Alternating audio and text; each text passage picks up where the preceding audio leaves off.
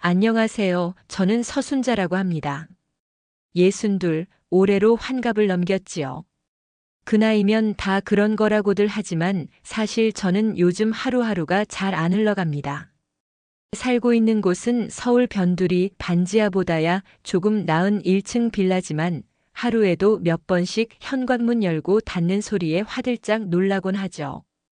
혼자 사는 사람이란 그리 외부의 소리에 예민해지게 마련이니까요. 아침 일찍 일어나는 건 습관처럼 굳어버렸습니다. 남편이 살아있을 땐 새벽밥을 지었고 애들 어릴 땐 도시락도 싸주고 셔츠도 다려줬지요. 지금은 그럴 일이 없어졌지만 몸이 먼저 반응하니 그냥 눈만 뜹니다. 그날도 그렇게 이른 아침에 일어나 작은 전기밥솥을 열었습니다. 냄새가 조금은 쉰 듯한 찬밥이 남아 있었고 거기에 남은 김치를 꺼내 전자레인지에 데웠죠. 고추장이며 참기름을 넣어 비벼 먹으면서 그래도 이건 먹을 만하네 싶었습니다. 그 밥상 위엔 늘 혼자 앉습니다. 요즘은 말 한마디 안 하고 하루를 다 보내는 날도 많아요. 마트에 가서야 겨우 말 한마디 봉투 필요 없어요. 그 한 줄 말하곤 다시 집으로 돌아오죠. 그날도 마찬가지였습니다. 설거지를 하고 세탁기를 돌리고 창가에 앉아 커튼 너머로 골목길을 바라보다가 문득 전화벨이 울렸습니다. 딸아이는 일 때문에 바쁘고 전화할 사람이 없던 터라 낯설게 느껴졌습니다. 화면에 뜬 이름은 은영 제 며느리였죠. 어머니, 오늘은 안 오셔도 돼요. 응? 하윤이 데리러 가야지. 오늘 유치원 끝나는 날 아냐? 그게요. 저랑 상의했어요.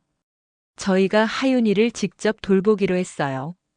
순간 숨이 멎는 듯 했죠. 왜 갑자기 그런 얘기를 하니? 뭔 일 있니? 사실은요. 어머니 너무 관여가 많으세요. 저희가 뭘 하든 항상 개입하시고 저희가 좀 힘들어요. 내가 뭘 그리 했던가요? 하윤이가 감기 걸린 날 열나는 거 보고 병원 데려간 거. 소풍날 도시락 싸준 거. 비 오는 날 우산 들고 유치원 마중 간 거. 그게 잘못이었을까요? 한참을 침묵하다 조심스레 물었습니다. 그럼 앞으로는 내가 안 봐도 되는 거니? 네. 남편이랑 충분히 상의했고요. 어머니, 너무 서운해하지 마세요. 남편이랑 상의했다, 즉, 제 아들. 내가 낳고 키우고 뒷바라지했던 그 아이. 그 아이는 그날도 전화를 바꾸지 않았습니다. 엄마, 미안해 그 짧은 말 한마디조차 하지 않았어요. 전화를 끊고 나서도 한참을 멍하니 서 있었습니다. 주방 타일 위로 물 한 방울 뚝 떨어지는 소리만 들렸죠. 하윤이가 유치원에서 돌아오던 시간쯤 습관처럼 간식을 챙기다가 손이 멈췄습니다.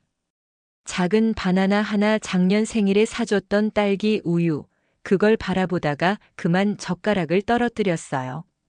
탁 하는 소리에 화들짝 놀라 젓가락을 주우려다 그 자리에 털썩 주저앉았습니다.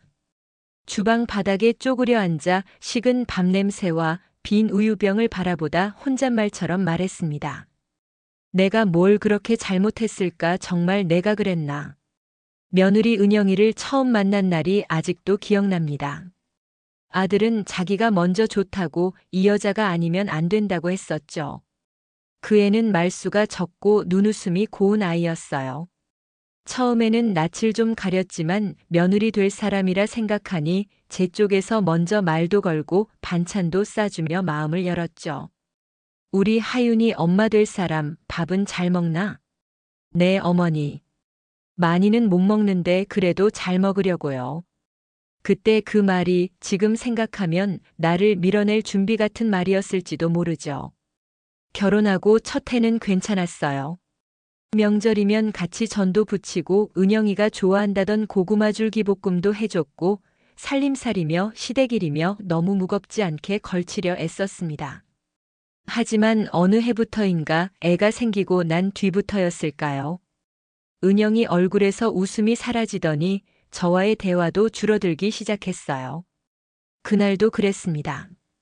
하윤이가 돌 무렵 열이 많이 났던 밤이었죠. 아들은 야근 중이라 전화를 안 받았고 저는 그 시간에 은영이 집에 있었어요. 은영아, 병원은 다녀왔니? 아니요, 그냥 해열제 먹였어요. 애가 이렇게 뜨거운데 그냥 두면 안 돼. 내가 데려갈까? 밤이라도 응급실은 열어. 말끝에 약간의 걱정이 묻었을 겁니다. 하지만 그 순간 은영이의 표정은 딱딱하게 굳어 있었습니다. 어머니, 저도 엄마예요. 알아서 할게요. 너무 그러지 마세요.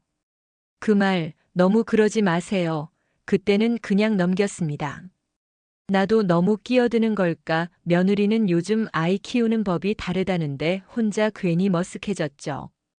그래도 전 그저 도움이 되고 싶었어요. 제가 손을 내밀면 아들이 조금은 덜 지치지 않을까, 은영이가 아이 키우는 게 덜 힘들지 않을까 그 마음이었죠. 하지만 그날 이후로 은영이의 말투는 조금씩 차가워졌고 하윤이 데리러 갈 때면 문 앞에 가방만 내놓고 안에서 나오지도 않더군요. 처음엔 그럴 수도 있다고 넘겼습니다. 애 키우다 보면 피곤하고 예민하니까. 저도 한때 그랬으니까요. 하지만 시간이 갈수록 며느리의 눈빛은 나를 피했고 아들도 예전처럼 말을 많이 하지 않았습니다. 은영이 많이 힘들어하더라. 엄마가 조금만 좀 거리를 두면 좋겠대. 그 말. 차라리 아들이 직접 말하지 않았더라면 덜 아팠을지도 모르겠어요. 그날 밤 혼자 방에 누워 천장을 보며 계속 이런 생각만 들었습니다. 내가 뭘 그렇게 잘못했을까? 진심이었는데 왜 그 애는 그걸 부담이라 했을까? 사랑이라는 게 너무 많으면 짐이 되나? 며느리가 차가워졌을 때 저는 그래도 아들이 내 편일 거라 믿었습니다. 어릴 때부터 그 아이는 말은 없었지만 늘 제 옆에 있었거든요. 남편이 술에 취해 들어와 고성 지를 때면 조용히 제 손을 잡아주던 아이. 학교에서 친구랑 싸워 혼날 때면 엄마가 있으니까 괜찮다 말해주던 그 아이. 그래서 기대했어요. 지금도 나를 이해해주겠지, 말은 없어도 눈빛 하나쯤은 나를 안아주겠지, 그런 마음이었죠. 하지만 그 믿음은 그날 저녁 무너졌습니다. 은영이가 전화를 끊은 후 몇 시간을 기다려도 아들은 연락을 하지 않았어요. 답답한 마음에 제가 먼저 전화했죠. 현우야. 은영이가 좀 많이 서운했나 보다. 응, 요즘 너도 힘들고 은영이도 힘들어해.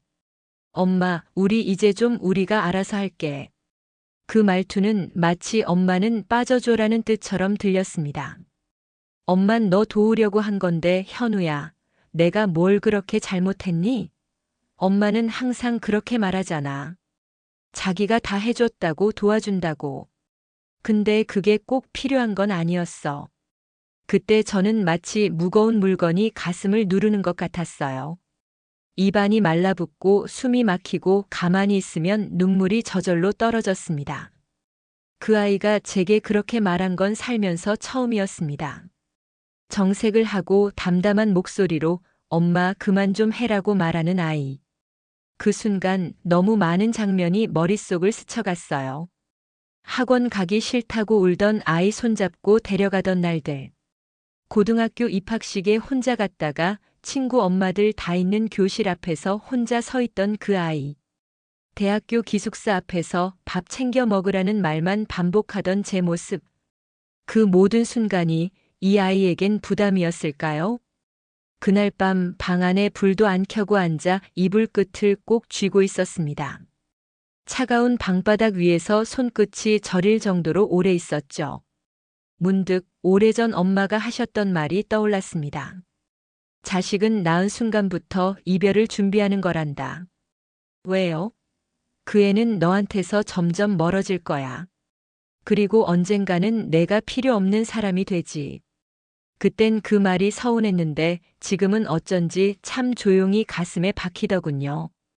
다음 날 아침 하윤이 좋아하던 딸기 우유를 버렸습니다. 유통기한이 지났다는 이유로 사실은 다시는 그 아이가 우리 집에 오지 않을 거라는 걸 느끼고 있었기 때문입니다. 쓰레기 봉투를 묶다가 손끝을 베었는데 그 작은 상처가 이상하게 오래 아팠습니다. 그래, 다 내가 만든 일이었나 보다. 하윤이 생일은 언제나 11월의 셋째 주였습니다. 처음 돌잔치를 했던 날 은영이는 말없이 눈물을 흘렸고 저는 그의 등을 토닥이며 말했죠. 고생했어, 우리 며느리. 오늘은 너도 한 살 더 큰 거야. 그때만 해도 우린 참 조심스러우면서도 따뜻한 사이였어요. 은영이는 제게 엄마란 말을 쓴 적은 없지만 그래도 어깨에 기대어 낮잠을 잔 적은 있었죠. 그 하윤이가 올해로 5살이 되었습니다. 매해 생일이면 제가 먼저 케이크를 예약했습니다. 하윤이 좋아하는 뽀로로 모양 케이크, 초는 숫자 대신 작은 캔들로 5개. 작년엔 제가 만든 유부초밥을 아이가 제일 먼저 집어들었고 그걸 본 은영이도 웃더군요. 그 웃음을 보고 전 참 오래 그 장면을 기억했습니다. 그래서 올해도 10월 말쯤부터 손이 바빴습니다. 마트에서 계란과 햄을 사고 초밥 틀을 새로 사고 케이크 집에 전화해서 예약을 걸었습니다. 그런데 아무도 저에게 날짜를 알려주지 않았습니다. 전화기를 들고 아들 현우에게 몇 번이나 걸려다 말았습니다. 은영이가 불편할까봐, 내가 또 괜한 간섭을 할까봐. 그래도 생일 당일이 다가오자 참을 수가 없어졌습니다. 그날 아침 살며시 문 앞에 케이크를 두었습니다. 짧은 메모도 붙였죠. 하윤이 생일 축하해. 외할머니는 멀리 있어도 항상 생각해. 잠시 후 문이 열리는 소리가 들렸습니다. 숨죽인 채 복도 끝에서 바라보다가 은영이 손에 들린 케이크 상자를 보았습니다. 그런데 그 애는 그 자리에서 상자를 바로 다시 밖으로 꺼냈습니다. 그 순간 제 안에서 무언가 툭 하고 끊어졌습니다. 아무 말도 어떤 눈빛도 주고받지 않았습니다. 그저 그 애의 손이 제 마음을 문 밖으로 밀어낸 거죠. 그리고 밤이 되도록 아들은 연락이 없었습니다. 하윤이의 사진 한 장도 영상 한 컷도 오지 않았습니다. 핸드폰을 쥐고 알림창을 들여다보며 몇 번이고 다시 켰지만 그 화면은 조용히 꺼지기를 반복했죠. 그날 밤 방 안에 작은 케이크를 하나 더 올려두었습니다. 마트에서 산 아무 무늬 없는 케이크. 불을 켜고 그 위에 초를 5개 꽂고 작게 속삭였습니다. 하윤아, 생일 축하해. 할머니가 너무 보고 싶다. 촛불은 순식간에 꺼졌고 방 안엔 달큰한 초 냄새만 남았습니다. 그날 밤은 정말 오래 혼자 울었습니다. 그날 이후로 저는 다시는 아들에게 전화를 걸지 않았습니다. 며느리에게도 손자에게도 아무 연락을 하지 않았지요. 전화벨이 울리지 않는 날들에 익숙해지고 텅 빈 냉장고에 반찬 하나 없이 지내는 것도 이젠 그리 낯설지 않았습니다.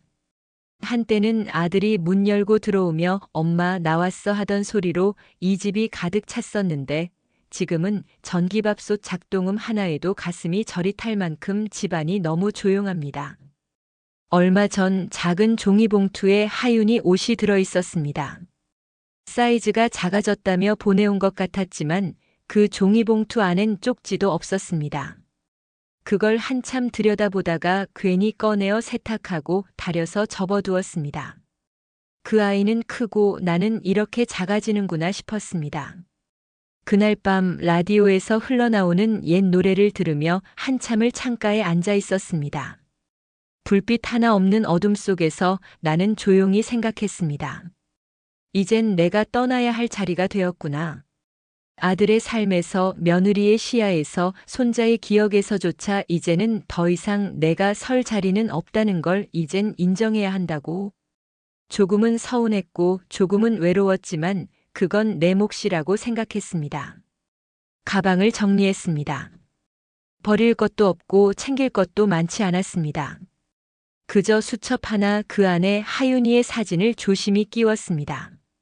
그리고 그 아래 짧게 적었습니다. 할머니는 너를 정말 사랑했단다. 혹시 이 수첩을 언젠가 보게 된다면 그땐 나를 조금 생각해 주렴. 마지막 날은 평소처럼 지나갔습니다. 장판 위에 앉아 미지근한 물을 마시고 창밖 나뭇잎 흔들리는 소리를 들었습니다. 시간은 흘렀고 그 안에서 나는 천천히 조용히 자리를 비웠습니다.